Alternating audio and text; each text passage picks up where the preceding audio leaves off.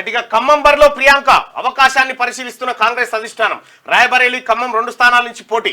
అన్ని ప్రత్యామ్నాయాలపైన పార్టీ పెద్దల కసరత్తు. రాష్ట్రంలో 3 సీట్లపై కొనసాగుతున్న పంచాయతీ. కేరళకు వెళ్లిన డిప్యూటీ సీఎం భట్టి కేసీ వేణుగోపాల్ను కలిసేందుకేనని ప్రచారం. నేడు ఢిల్లీకి వెళ్లే అవకాశం, అక్కడ ఖమ్మం అభ్యర్థిపై తుది నిర్ణయం జరగబోతున్నట్టుగా తెలుస్తా ఉంది.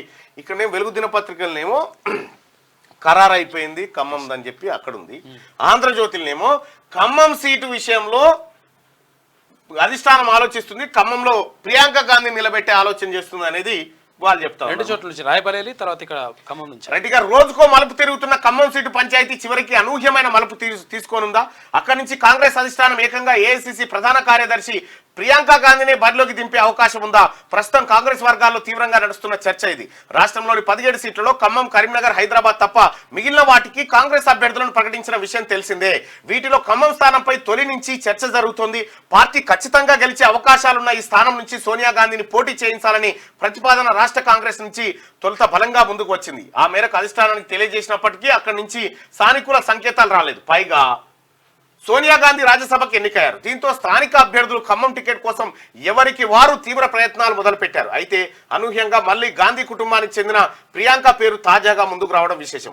ప్రియాంక పేరును కాంగ్రెస్ అధిష్టానం పరిశీలిస్తున్నట్టు తెలుస్తుంది. అయితే ప్రియాంక ఖమ్మం నుంచి పోటీ చేయడం అనేది రాహుల్ పోటీ చేసే స్థానాలపై ఆధారపడే అవకాశం ఉందని కాంగ్రెస్ వర్గాలు తెలిపాయి. వయనాడు నుంచి సిట్టింగ్ ఎంపీగా ఉన్న రాహుల్ గాంధీ ఇప్పటికే ఆ స్థానంలో నామినేషన్ వేశారు. వయనాడుతో పాటు యూపీలోని అమేధి నుంచి కూడా రాహుల్ పోటీ చేసే అవకాశాలున్నాయి. అదే జరిగితే ఉత్తరాది, దక్షిణాది రెండింటి నుంచి రాహుల్ గాంధీ పోటీ చేసినట్టు అవుతుంది. మరి ప్రియాంక గాంధీకి ఖమ్మం సీట్ ఇవ్వడం వల్ల ఖమ్మంలో ఎవరు అవునన్నా కాదన్నా అది ఖమ్మం కాంగ్రెస్ ఖాతా. ఖమ్మం సీటు ఖచ్చితంగా కాంగ్రెస్, నో డౌట్. దానికి సర్వేలు కూడా ఎక్కర్లేదు. ఇప్పుడు 10కి 10 అయినాయి. ఇప్పుడు 10కి 10 అయినాయి. మళ్ళీ భద్రాచలం ఎమ్మెల్యే కూడా వచ్చి, తెల్ల వెంకట్రావు కూడా వచ్చి కాంగ్రెస్లో చేరింది కాబట్టి. అయితే ప్రియాంక గాంధీ ఇక్కడ ఇష్యూ ఏం జరుగుతూ ఉందంటే, ఒకసారి అది పెట్టు, ఖమ్మం సీటు కథ చెప్దాం.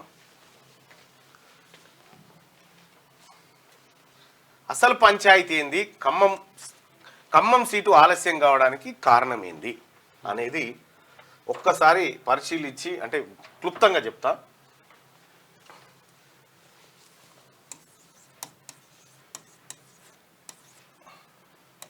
లోక్సభ అభ్యర్థి ఎవరు? ఇక్కడ జరుగుతుంది ఏంటంటే, ఇక్కడ ముగ్గురు బలమైనటువంటి ఖమ్మం లోక్సభ సీటుకు సంబంధించి ముగ్గురు బలమైనటువంటి నాయకులు. మంత్రి పొంగులేటి, డిప్యూటీ సీఎం భట్టి విక్రమార్క,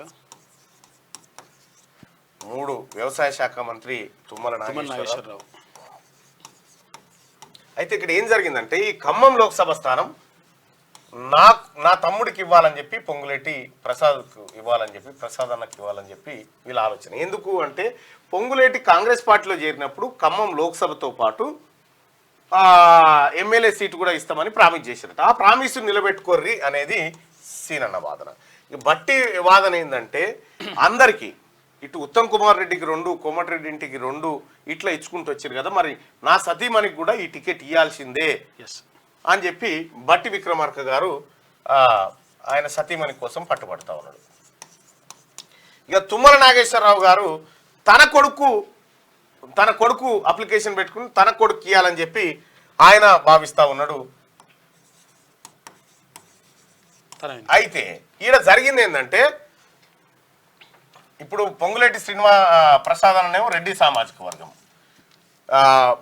బట్టి ఎవరు మన బట్టి విక్రమార్క అన్న సతీమనేమో మాల సామాజిక వర్గం, ఇక్కడ తుమ్మలనేమో కమ్మ సామాజిక వర్గం చౌదరి. అయితే గమ్మత్ విషయం ఏంటంటే, ఇక్కడ వచ్చిన చిక్కు ఏంటంటే, ఇప్పటికే కాంగ్రెస్ పార్టీలో 6గురికి ఇచ్చిరా, రెడ్లకు 7గురికి ఇచ్చినట్టు. ఎక్కడెక్కడ మహబూబ్ నగరు, నల్గొండ, భువనగిరు, తర్వాత మల్కాజ్గిరి, చేవెళ్ళ 5, ఇంకొకటేనో ఇచ్చిరు. జైరాబాద్ కాదు, మెదక్ కాదు, నిజామాబాద్ జీవన్ రెడ్డి 6 ఇచ్చిరు రెడ్లకి. ఇప్పుడే మొత్తం ఉన్నటువంటి స్థానాలు ఓపెన్ కేటగిరీలో ఉన్నాయి 12. 5 12 ఉన్నాయి. 12లో 6 స్థానాలు ఇప్పటికే కాంగ్రెస్ పార్టీ రెడ్డిలకు ఇచ్చింది. అయితే ఇదొకటి ఇవ్వడం వల్ల 7వ స్థానం అవుతుంది. 7వ స్థానం ఇచ్చుకుంటూ పోతే ప్రజల్లో కొంత అసహనం, ఏంది ఈ సీట్లని ఒకే వర్గానికి పోతున్నాయి అనేటువంటి ఒక పంచాయతీ ఒకటి ఉంటే, రెండోది ఇచ్చిన మాట నిలబెట్టుకోవాలి కదా అనేది పొంగులేటి శ్రీనన్న వాదన. ఇదొక పంచాయతీ అయితే ఉంది. ఇప్పుడు కరీంనగర్ కూడా వెల్చాలకు ఇస్తే దాదాపుగా 8 సీట్లు అవుతాయి. 8 సీట్లు 12లో 8 సీట్లు ఓసీలకు, 3 బీసీలకు ఆల్రెడీ ఇచ్చారు. ఇక ఒకటి ముస్లింకి ఇస్తారేమో ఓల్డ్ సిటీ. మరి ఇది జరగవచ్చు. అయితే ఇక్కడ ఏం జరిగిందంటే బట్టి విక్రమార్క సతీమణికి టికెట్ కావాలంటే ఆల్రెడీ మల్లు రవి బట్టి విక్రమార్క గారి సొంత అన్న మల్లు రవికి నాగర్ కర్నూలులో అకామిడేట్ చేసినారు. ఈడ ఇంకో పంచాయతీ ఏంటంటే బట్టి విక్రమార్క గారు మాల సామాజిక వర్గానికి సంబంధించినటువంటి వ్యక్తి. ఇప్పటికే మాలలకు 2 టికెట్లు ఇచ్చారు. ఇక్కడ గడ్డం వంశీ, ఆ తర్వాత మల్లు రవి. మొత్తం 3 ఎస్సీ నియోజకవర్గాలు ఉంటే ఒకటి మాల, అది ఒకటేమో బైండ్ల సామాజిక వర్గం వరంగల్కి, కడియం శ్రీయాకు బైండ్ల సామాజిక వర్గం అయితే 2 మాల సామాజిక వర్గం. ఇప్పటి వరకు మాదిగలకు ఒక టికెట్ రాలేదు. ఇదో పంచాయతీ అట్లుంది. ఇక మూడోది ఏంటంటే తుమ్మల నాగేశ్వరరావు గారు కమ్మ సామాజిక వర్గానికి ఇప్పటి వరకు ఒక ఎంపీ టికెట్ కూడా ఇవ్వలేదు అని ఇక్కడ చెప్తా ఉంటే, కమ్మ సామాజిక వర్గానికి సంబంధించినటువంటి రేణుకా చౌదరికి రాజ్యసభతోటి భర్తీ చేశారు.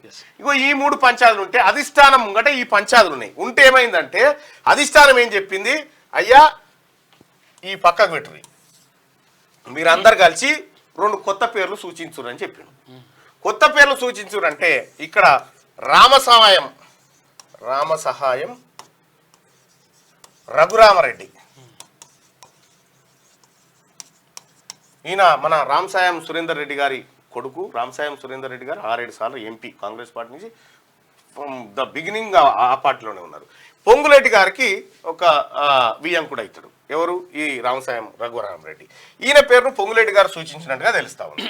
అయితే ఇక్కడ తన అనుచరుడు ఇంకొక అనుచరునికి ఇవ్వాలని చెప్పి బట్టి సూచించినట్టుగా తెలుస్తోంది. కమ్మ సామాజిక వర్గానికి సంబంధించినటువంటి వ్యక్తి.